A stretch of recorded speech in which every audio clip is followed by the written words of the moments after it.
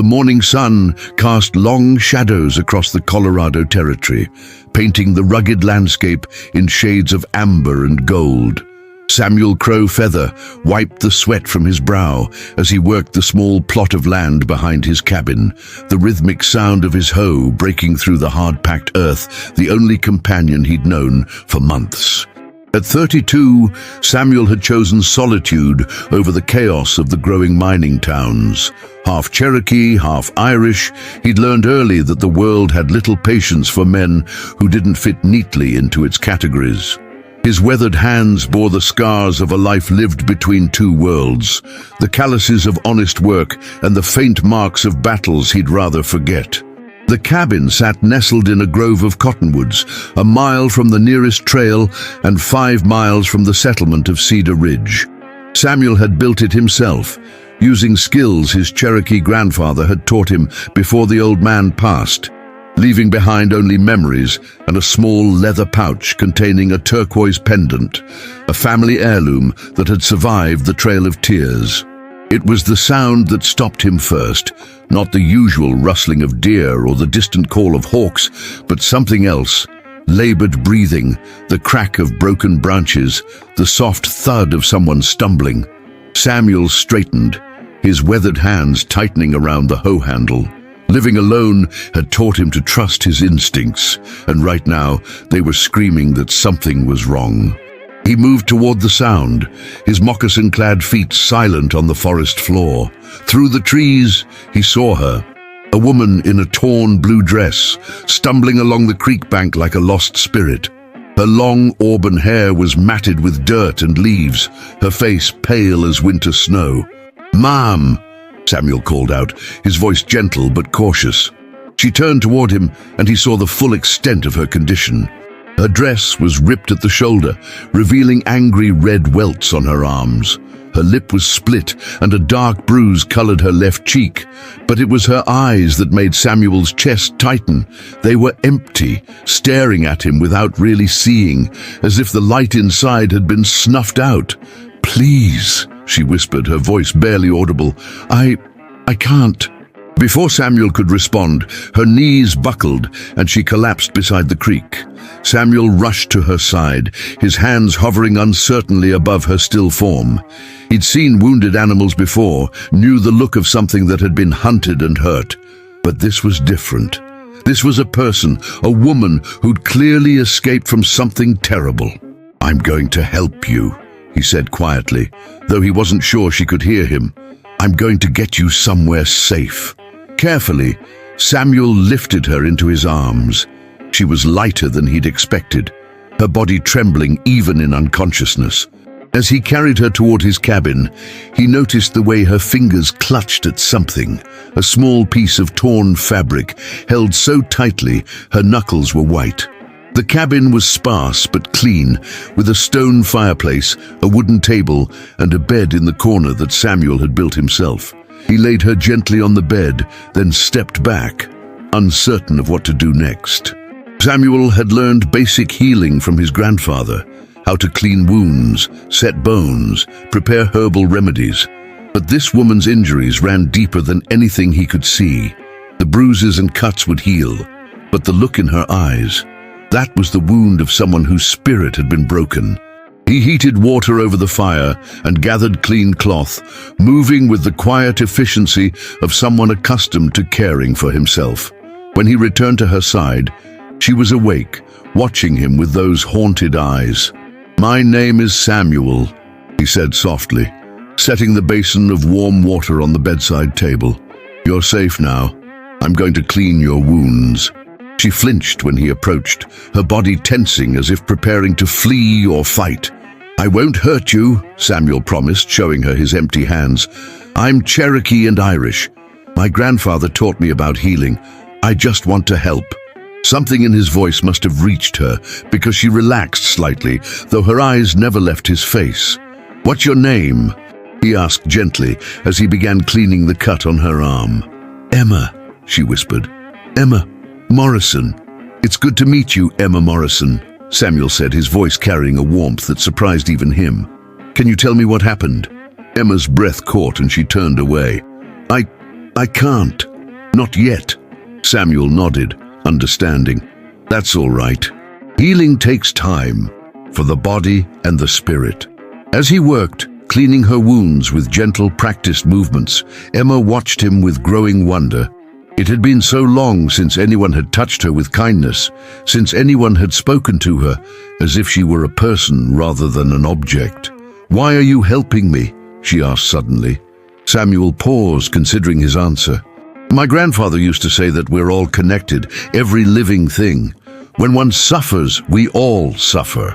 When one heals, we all heal a little too." Emma's eyes filled with tears, the first emotion Samuel had seen from her besides fear. I thought I was going to die out there," she admitted. "But you didn't," Samuel said firmly. "You survived. You found your way here. That tells me you're stronger than you know." As the sun set outside, painting the cabin in warm orange light, Samuel finished tending to Emma's visible wounds. But he knew the real healing would take much longer. He'd seen that look before, in his own mirror, after battles that had left scars on his soul. "You can stay here as long as you need," he said, pulling a quilt up to her chin. "I'll sleep by the fire. You're safe now, Emma Morrison. I give you my word." For the first time since he'd found her, Emma's lips curved into the faintest hint of a smile. "Thank you," she whispered. As Samuel settled by the fireplace, he reached unconsciously for the leather pouch around his neck, the one containing his grandfather's turquoise pendant. Tomorrow, he thought, he would tell her about it, about the stories his grandfather had shared, about the healing power of hope and connection. But tonight, it was enough that she was alive, that she was breathing, that she was beginning to trust.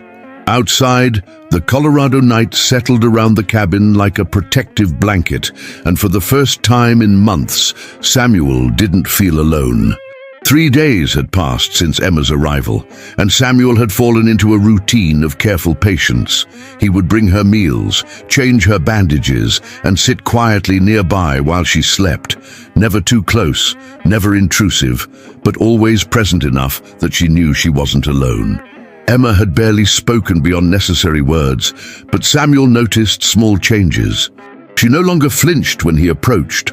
Her eyes, while still carrying shadows, had begun to focus on her surroundings. She'd started sitting up to eat instead of lying motionless.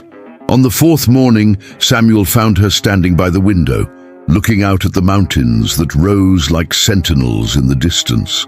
"Beautiful, isn't it?" he said softly, not wanting to startle her. Emma nodded.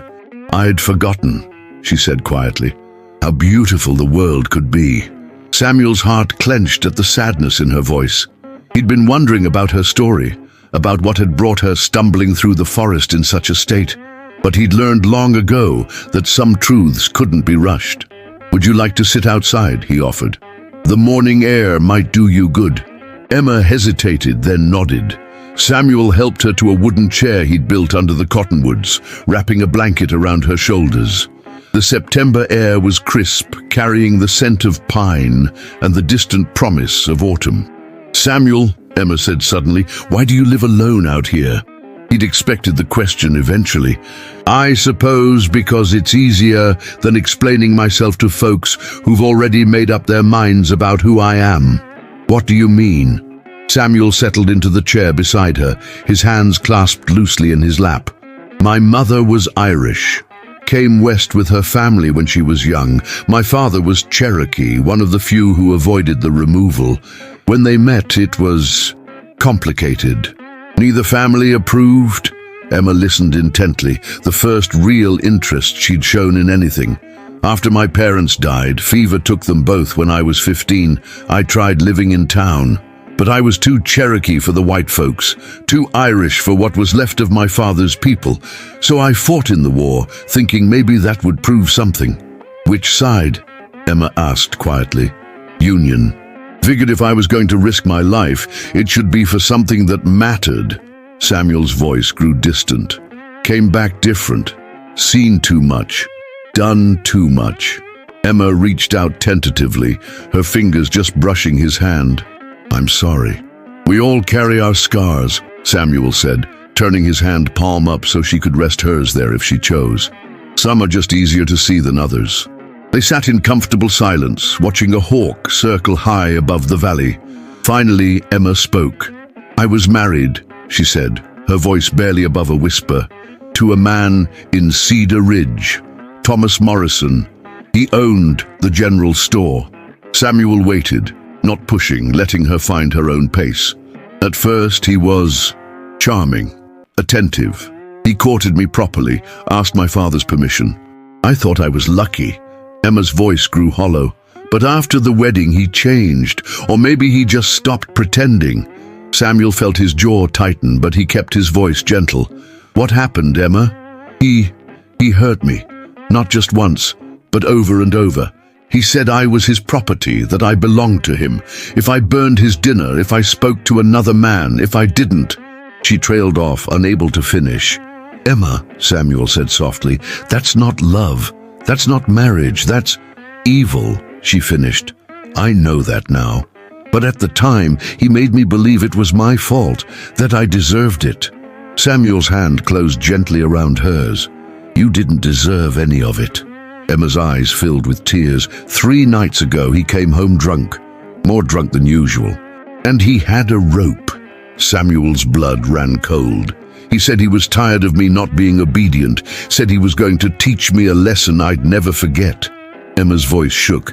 I knew if I didn't run, he was going to kill me. "How did you get away?" "I waited until he passed out. Then I took what little money I could find and ran. I walked for 2 days, staying off the main trails, eating berries and drinking from streams. I thought I was lost forever." Emma looked at him with wonder. "Then I found you." Samuel was quiet for a long moment, processing the weight of what she'd shared. "Does he know where you are?" "I don't think so. He was still unconscious when I left, and I went deeper into the mountains than anyone from town usually goes." "Good." Samuel's voice carried a steely determination. "You're safe here, Emma. He'll never touch you again." "But I can't stay forever," Emma said, practical concerns creeping into her voice. "I have no money, no family. What am I going to do?" Samuel stood and walked to the edge of the porch, looking out at the vast landscape. "My grandfather used to tell me stories about healing," he said. "He said that sometimes, when someone is broken, they need more than medicine. They need a reason to believe in tomorrow." He turned back to her, reaching into his shirt to pull out a small leather pouch. "This belonged to him. It's been in my family for generations, passed down from father to son." Samuel opened the pouch and withdrew a turquoise pendant, roughly carved but beautiful, hanging from a leather cord. The stone seemed to catch the light, reflecting it back in deep blues and greens. "It's beautiful," Emma breathed. "My grandfather said it wasn't the stone that had power. It was what it represented. Hope, connection, the belief that tomorrow could be better than today." Samuel held the pendant for a moment, then made a decision that surprised even him. "I want you to have it." "Samuel, I couldn't. Please." He moved closer, his eyes earnest. "My grandfather always said this would find its way to someone who needed it, someone who needed to remember that they're not alone in this world." Emma's hands shook as she accepted the pendant. The moment it touched her skin, she felt something shift inside her, not magic, but something perhaps more powerful, the weight of generosity, of someone believing she was worth saving. "I don't understand," she whispered. "Why would you give me something so precious?" Samuel knelt beside her chair, his voice gentle but firm. "Because you're alive, Emma. Because you were strong enough to run, brave enough to survive.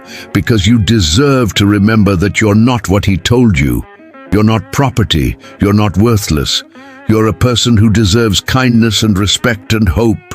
Emma closed her eyes, feeling the smooth stone against her palm.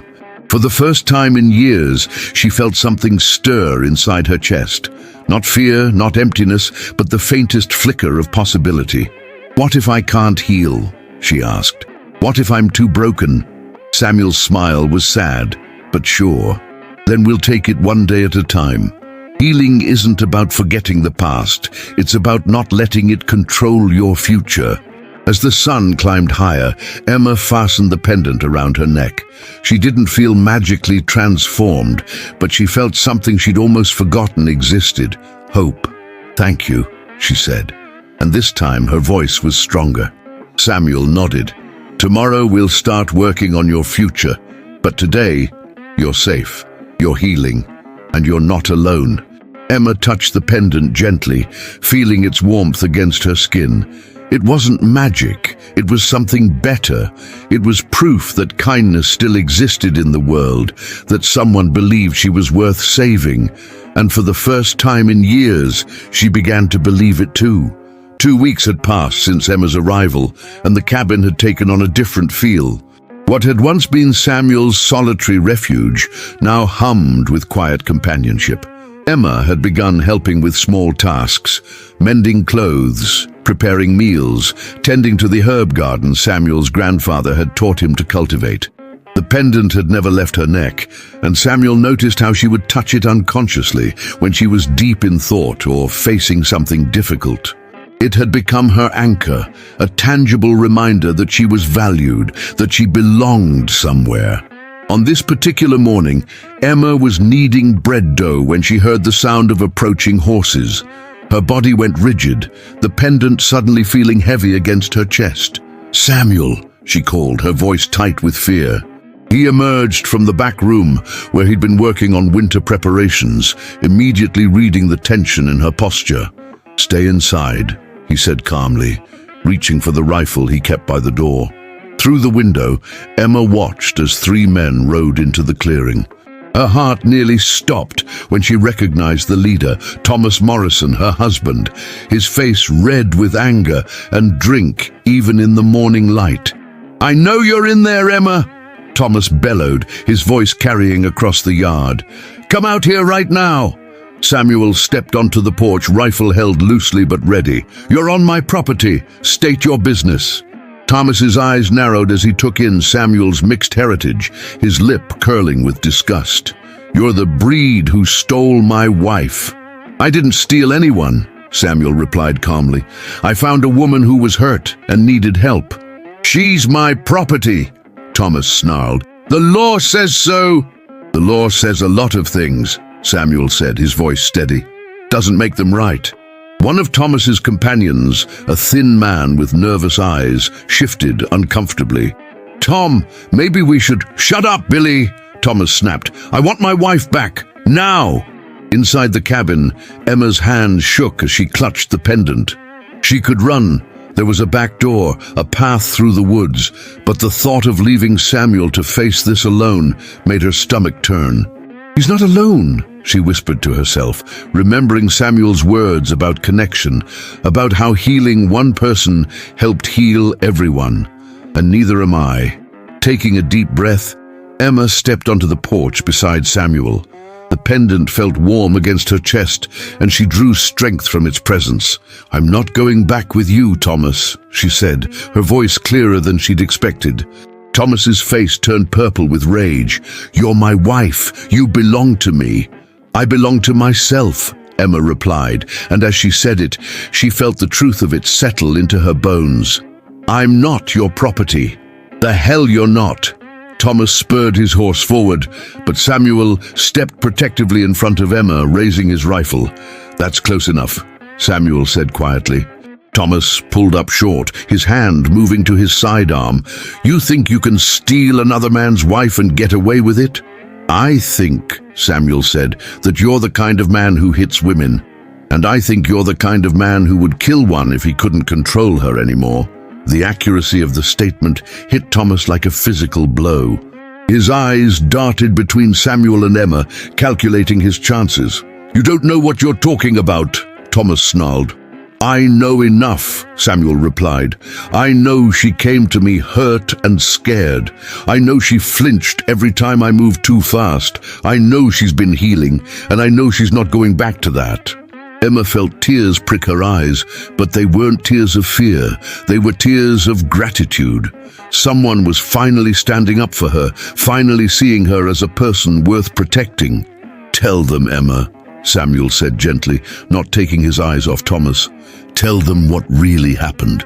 Emma's hand went to the pendant, drawing courage from its weight. "He beat me," she said, her voice growing stronger with each word. "He said I was his property. He came home drunk with a rope and said he was going to teach me a lesson I'd never forget. I knew he was going to kill me, so I ran." Billy, the thin man, looked sick. "Tom, you never said—" "She's lying," Thomas shouted. "She's my wife. She's trying to turn you against me." But Emma wasn't finished. "Show them your knuckles, Thomas. Show them the scars from where you hit me so many times. Show them the rope you keep in your saddlebag." Thomas's face went white. He hadn't expected Emma to fight back, hadn't expected her to find her voice. "You can't prove anything," he said, but his voice lacked conviction. "I can," Emma said, turning to Billy and the third man. "Check his saddlebag. The rope is there. Ask Doc Miller about the bruises he treated. Ask Mrs. Henderson about the times I came to the store with marks on my face." Billy and the other man exchanged glances. They'd known Thomas was cruel, but they hadn't wanted to believe it was this bad. "Tom," Billy said slowly, "maybe we should head back to town." "We're not leaving without my wife."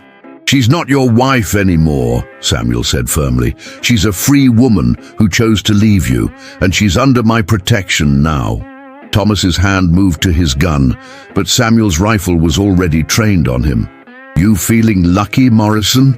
For a tense moment, the two men stared at each other. Thomas was drunk and angry, but he wasn't stupid. Samuel was sober, alert, and had the advantage of cover. "This isn't over," Thomas snarled. "Yes, it is," Emma said, stepping forward, "because I'm not the same woman who was too scared to fight back. I'm not the same woman who believed your lies about what I deserved." She touched the pendant, feeling its warmth. "I found something I'd lost. I found myself. And I found someone who saw me as a person worth saving." Thomas's face contorted with rage and humiliation. "You'll regret this, Emma, both of you." "The only thing I regret," Emma said, "is not leaving sooner." Billy tugged at Thomas's sleeve. "Come on, Tom, let's go." Reluctantly, Thomas allowed himself to be led away, but not before turning back one last time. "You can't stay hidden forever." "I'm not hiding," Emma called after him. "I'm living." As the three men rode away, Emma felt her legs give out. Samuel caught her, holding her steady as the adrenaline faded. "You did it," he said softly. "You stood up to him." Emma touched the pendant, feeling its reassuring presence. "I couldn't have done it without you, without this reminder that I'm worth fighting for." "You were always worth fighting for," Samuel said. "You just needed to remember it." Emma looked toward the mountains, no longer seeing them as barriers, but as guardians. "What happens now?" Samuel smiled. "Now we build the life you choose. Not the one someone else forces on you, but the one you want." Emma nodded, feeling the pendant's warmth against her chest. It hadn't magically transformed her. She had transformed herself. The pendant had simply reminded her of what she'd always carried inside: strength, courage, and the right to choose her own path. "I choose this," she said, looking at Samuel, at the cabin, at the vast sky above them. "I choose hope." Samuel's smile was radiant. "Then that's what we'll build together." As the sun climbed higher, Emma felt something settle in her chest. Not magic, but something better. Peace. The knowledge that she was exactly where she belonged, with someone who saw her not as property, but as a person. The pendant rested against her heart, a symbol of connection and hope.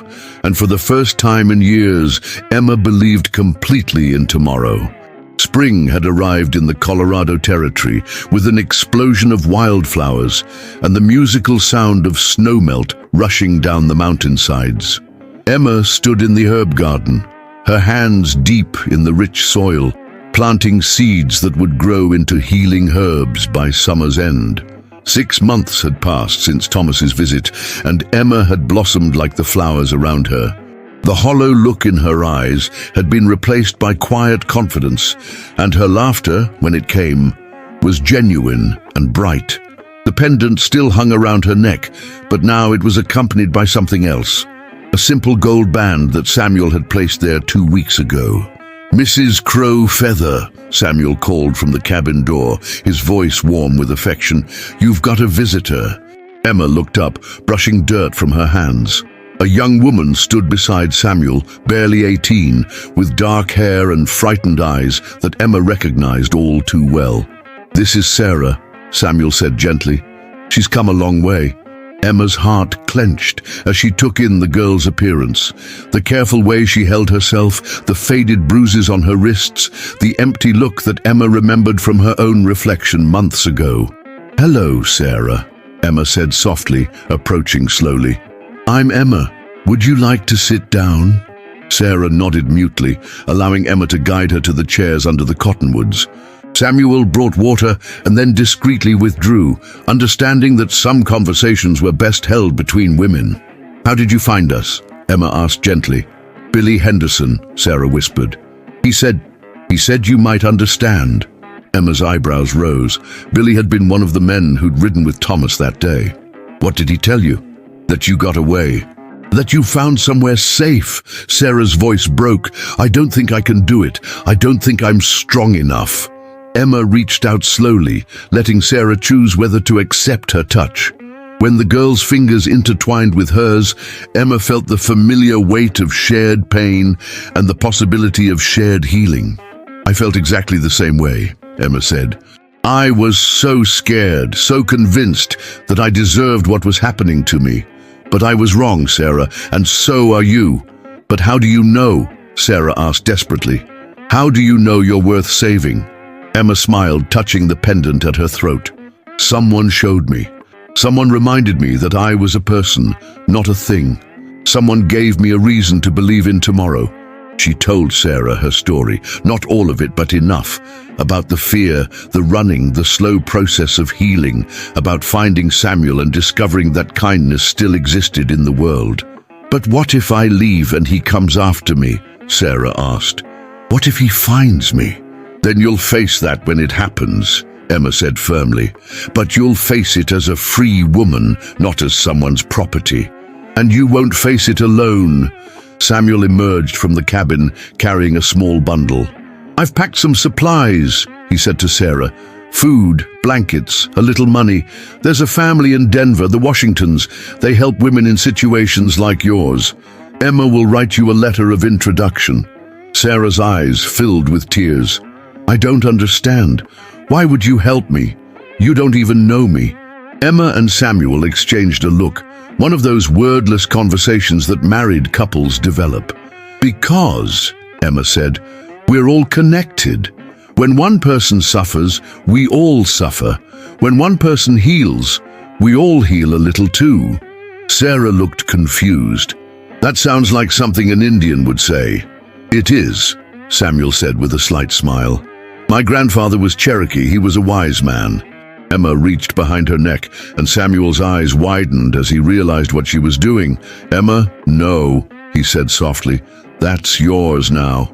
And now it's hers, Emma replied, lifting the pendant over her head. This belonged to Samuel's grandfather.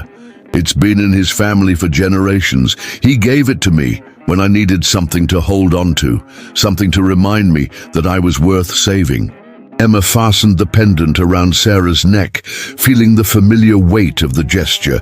Now I'm giving it to you, not because it's magic, but because it's a reminder that you're not alone, that someone believes in you. Sarah's fingers closed around the turquoise stone, and Emma saw the same spark of hope that she'd felt months ago. I'm scared, Sarah admitted. Good, Emma said. Fear means you're alive. It means you're ready to fight for something better. 3 days later, they stood in the morning light, watching Sarah ride away toward Denver. She sat straighter in the saddle now, the pendant visible at her throat, her eyes focused on the horizon instead of the ground. Do you think she'll make it? Samuel asked. Emma leaned against her husband's solid warmth. She'll make it. She's stronger than she knows. Like someone else I know, Samuel said, pressing a kiss to the top of her head. Emma smiled, feeling the absence of the pendant, but not mourning it. She'd found something better than a symbol of hope.